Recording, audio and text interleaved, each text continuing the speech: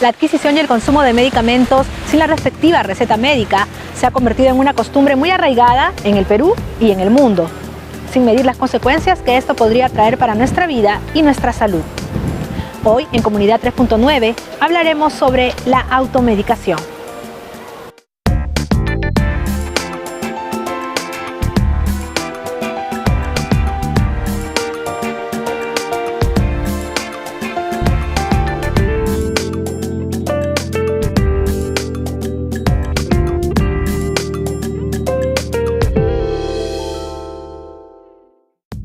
A continuación les presentaremos una nota sobre la automedicación en el Perú.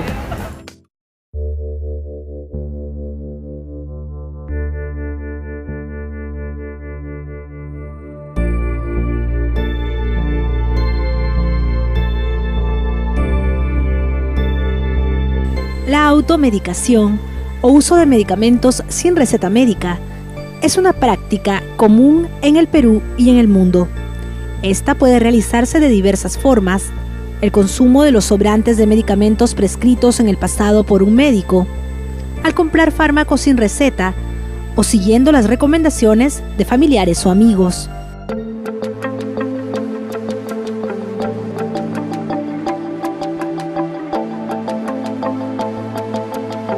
Es de resaltar que en el mercado existen medicamentos cuya venta no requiere receta médica, como el ácido acetilsalicílico, más conocido por su nombre comercial, aspirina, para el dolor de cabeza, o el paracetamol para la fiebre y el dolor.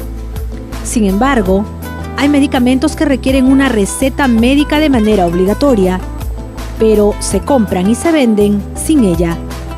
Es el caso de los antimicrobianos, sustancias que eliminan o inhiben el crecimiento de microorganismos, tales como bacterias, hongos o parásitos.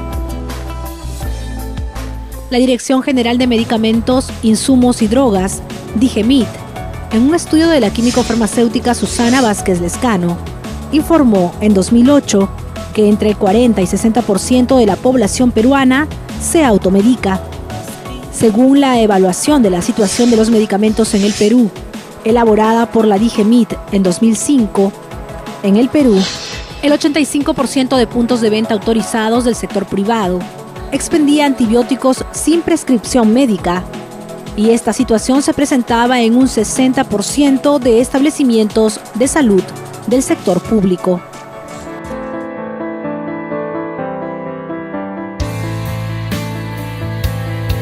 Salud unida a la educación para que todos los ciudadanos en nuestro país asumamos una conducta responsable en la prevención y cuidado de las enfermedades que también son parte de la vida.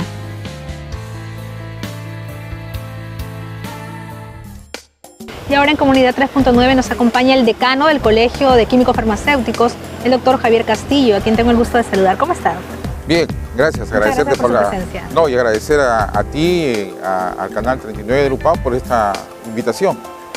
Doctor, esta costumbre de la automedicación, como hemos podido ver a lo largo del programa, es algo muy arraigado en nuestra sociedad, lo tenemos muy presente. ¿Cuál sería la causa que ustedes, tal vez desde su plano profesional, han podido detectar para esta costumbre? Causas hay varias, ¿no? El déficit del acceso oportuno a los servicios de salud es una causa. El sistema socioeconómico también es otra causa. Los patrones culturales que se tiene también es otra causa, ¿no? Y lógicamente todo este tipo de causales llevan a riesgos que son muy peligrosos, que atentan contra una salud, digamos, normal dentro de la población, ¿no? Lamentablemente este tipo de hábitos es muy arraigado en nuestro país, ¿no? Es demasiado arraigado y lamentablemente muchas de las normativas lo permiten, a pesar que están dadas. La venta, por ejemplo, de antibióticos bajo receta médica, psicotrópicos bajo receta médica. Hay estudios hechos a nivel de DIGEMIT donde no se cumple a cabalidad, ¿no? Y se realiza la venta libremente, ¿no? Otro de los problemas que trae, por ejemplo, en el caso de antibióticos mal utilizados, generalmente un antibiótico tiene un tiempo de utilización. Cuando no se utiliza en el tiempo adecuado, produce resistencia bacteriana. Y ahí vienen los problemas, ¿no? Incremento de gastos, costos hospitalarios, riesgos para el paciente. Doctor, en el plano de su colegio profesional, ustedes están, me imagino, velando porque se cumpla, porque se dé el ejercicio profesional dentro del marco deontológico, el marco normativo y ético, y que se cumpla con un buen servicio en las farmacias y boticas donde están los profesionales de su colegio. Claro, es lo que buscamos, ¿no? Inclusive hemos tenido una reunión nosotros en Arequipa, una convención interesante donde hemos hecho un diagnóstico de la situación profesional del químico farmacéutico a nivel nacional y lo hemos enlazado mucho al aspecto normativo. Hay muchas boticas que no cumplen con tener un químico farmacéutico en horarios de atención y muchas veces esto está en manos de personas que no conocen el manejo del medicamento. Y estos riesgos puede conllevar a muchas veces el paciente acude a la farmacia, ¿no? Por una dolencia simple, que de repente siempre en un inicio se puede complicar si no hay un diagnóstico oportuno y adecuado, y conlleva a indicaciones que no deben hacerse, porque yo pienso que la prescripción debe ser netamente del médico, ¿no? Que puede conllevar a problemas grandes de salud. Es más, habíamos hecho la distinción de que una farmacia propiamente dicha era propiedad de un farmacéutico y una botica podía ser de otro empresario, pero también tenía que tener la presencia obligatoria de un farmacéutico, sí. Pero muchas veces ya al ser una cadena, un negocio, se toma más por el lado de ganancia y ya no por el lado de cuidar y supervigilar este tema, ¿no? Y eso es lo que tal vez se busca que no se pierda para que no se vuelva tan común la automedicación y sobre todo evitar daños en la salud posteriores a las personas. Una de las causas casualmente que me podría mencionar es eso, ¿no? El marketing que se hace.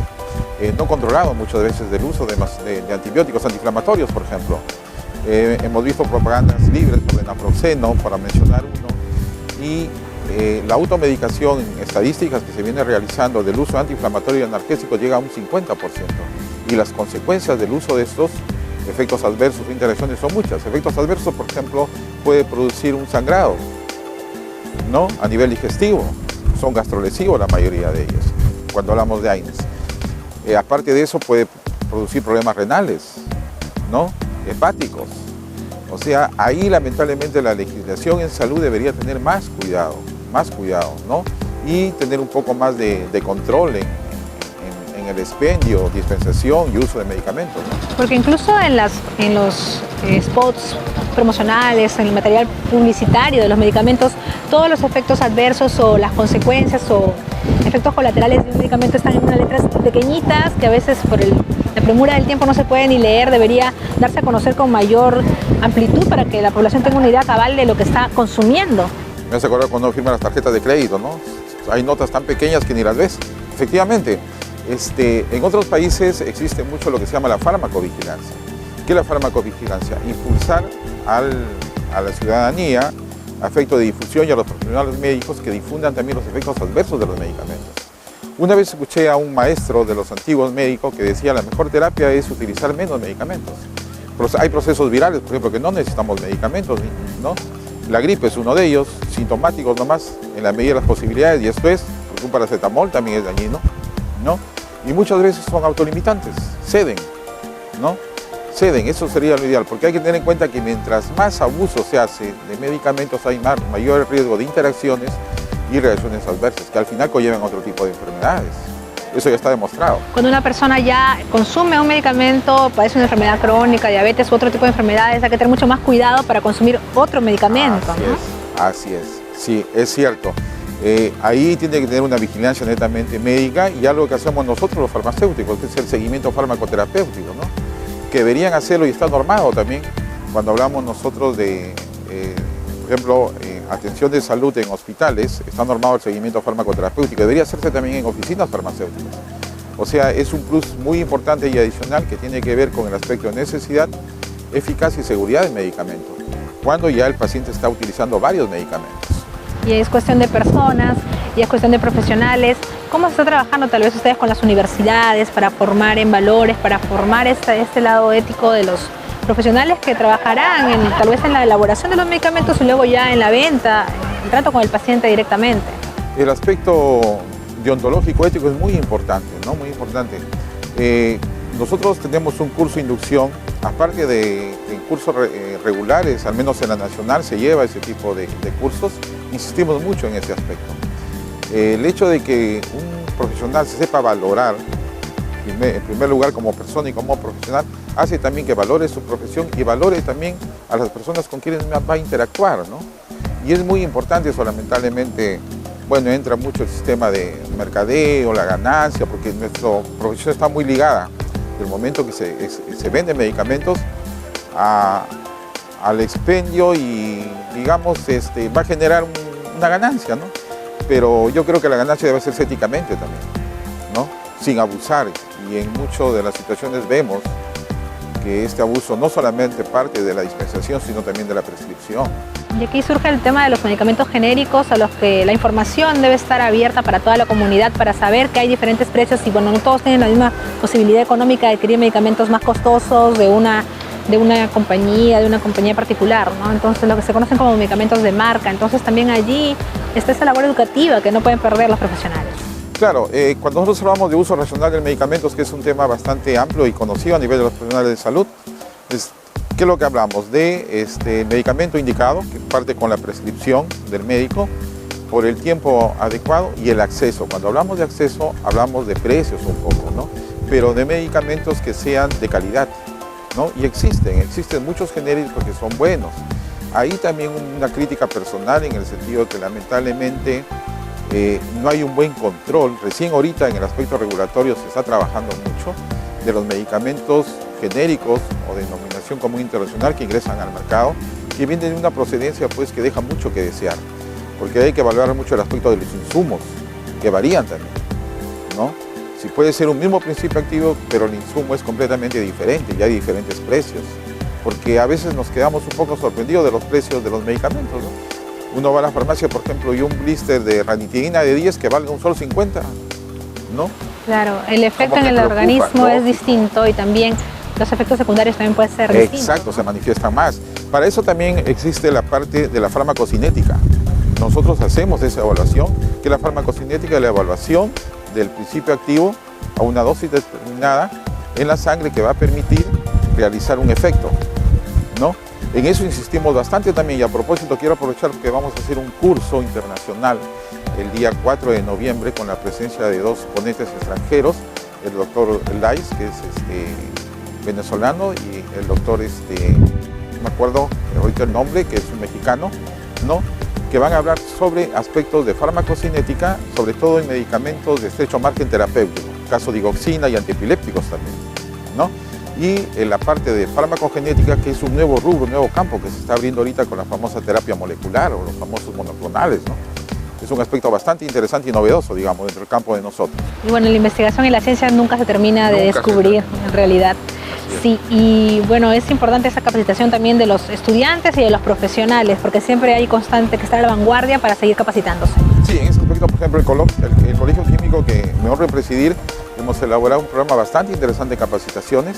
Todos los viernes tenemos el viernes farmacéutico y este viernes se hace con temas de la actualidad, en diferentes tópicos relacionados a la profesión y son completamente gratis, de 5 a 7 hacia los colegas.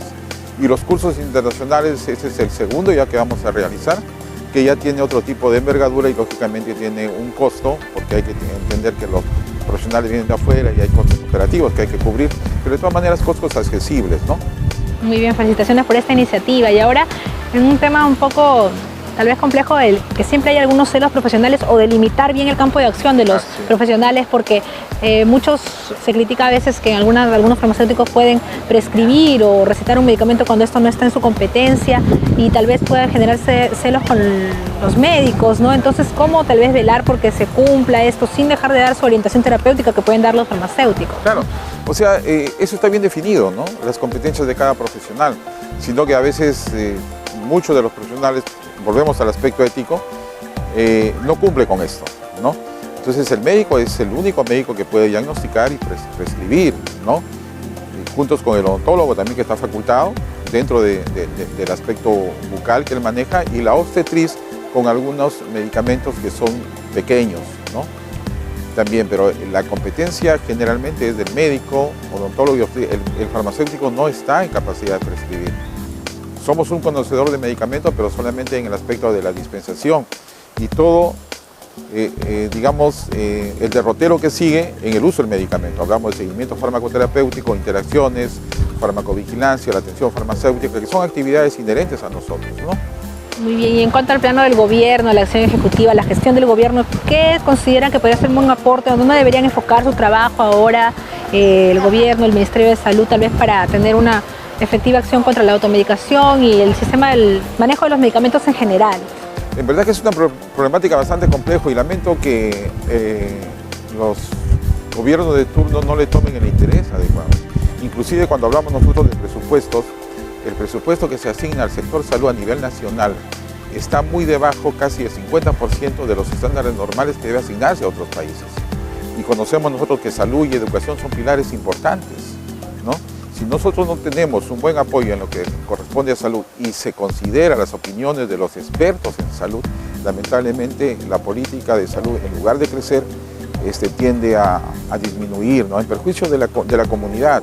Y claro, es importante que también todos los actores del sistema de salud, médicos, enfermeras, obstetrices y todos los trabajadores, ¿no? También los encargados de la gestión, el manejo administrativo, se unan y desde su parte que les toca den un aporte para que se pueda mejorar el sistema de salud en general de nuestro país. Así es, la salud es multidisciplinaria, ¿no? Y debe ser con el aporte de todos y lógicamente en beneficio de los más necesitados, ¿no?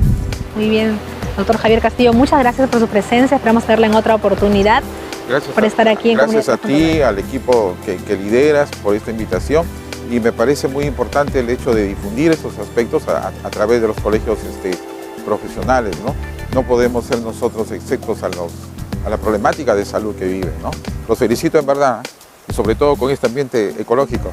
Muy bien, muchas gracias. Gracias. Así es, vamos ahora a una pausa y regresamos con más en Comunidad 3.9.